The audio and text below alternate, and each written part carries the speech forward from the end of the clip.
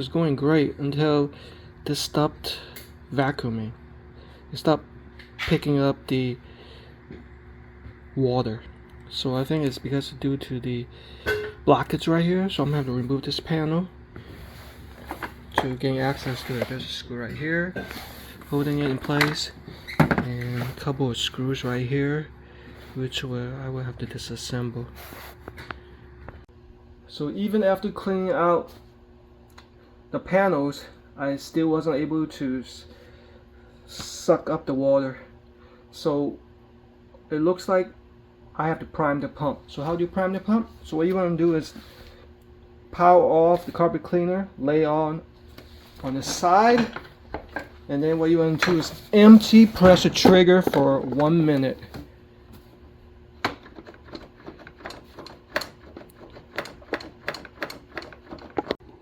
Okay, full 1 minute is up. I went over 1 minute. Now I'm ready to test it out, and I pray that it works. Because if it doesn't, I don't know what else to do. So after also ensuring everything is locked in place, that's very important. It is sucking. Yes.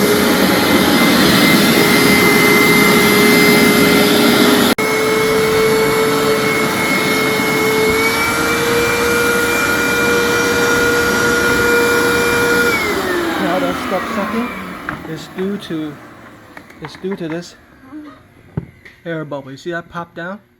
The air bubble prevents it from the pump from working. So you have to empty it out or prime the pump. It all makes sense now. And to prove my point, I emptied it out. You see how the stopper is down, and I bet you when I start it up, it's going to be able to suck it without any problem.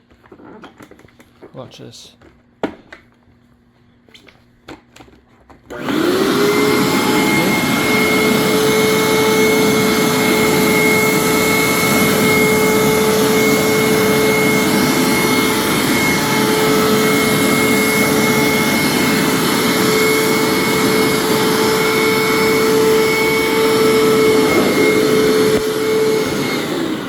Guys ever get the issue or problem of your Hoover SteamVac not sucking, just simply empty out the reservoir with a combination of priming the pump and make sure everything is clean and there's no blockages, and you're good to go. That's the solution, and I'm sticking with it.